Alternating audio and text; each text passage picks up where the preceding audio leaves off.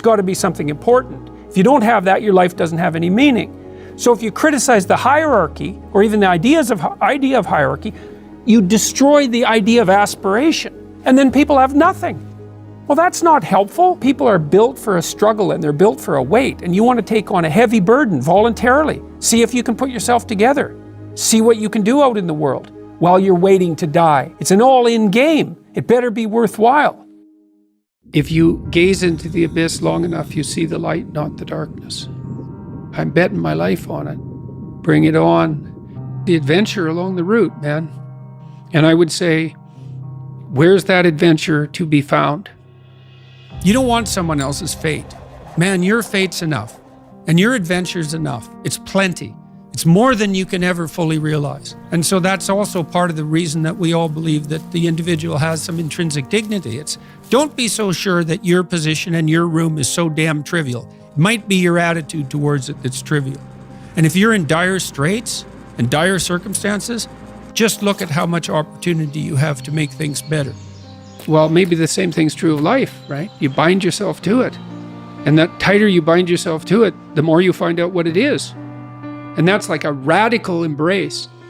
We're built to walk uphill. And when you reach the pinnacle of the hill, you want to stop and appreciate the vision. But the next thing you want is a higher hill in the distance, because it's from the uphill climb that we derive our value. Almost all the positive emotion we feel, especially the emotion that fills us with enthusiasm, that's experienced in relationship to a goal.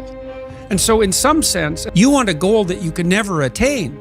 There's nothing that makes you more formidable than verbal competence, than being able to articulate, be able to think, to marshal your arguments, right?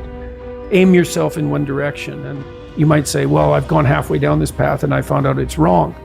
Well, how do you distinguish that from just giving up? Well, that's a really hard question, right? It's a moral hazard. But then the absolute is, yeah, but you have to play one of them. You have to learn to play one of them. You have to become an expert at least one of them. And then that's not a relative proposition. And I believe that's true. So you want to commit to something. And then when you commit to something, you require yourself to bring all of your disparate components moving in a single direction, united in a single direction. So it's a unifying act. You said that a harmless man is not a good man. A good man is a very dangerous man who has that under voluntary control. How should people become more dangerous? Oh, becoming more articulate is definitely, I would say, that's the primary array of weapons. I mean, physical prowess is something, and it's not nothing, that physical confidence that comes along with that as well. But the same thing replicated at the level of the ability to communicate and to think, that's a way broader field of battle and opportunity. In a world with seemingly infinite options, it can be challenging to decide on the best course of action for one's life. Peterson suggests that a useful approach is to focus on what bothers you or what you find most challenging.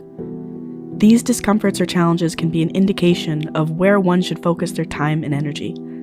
By leaning into what is difficult or uncomfortable, individuals can discover their strengths and find direction in their lives. Be honest with yourself about your interests, abilities, and limitations, and pursue the path that aligns most closely with your values and passions. There's a lot of things you could be bothered by. Like a million things, man. But some things grip you.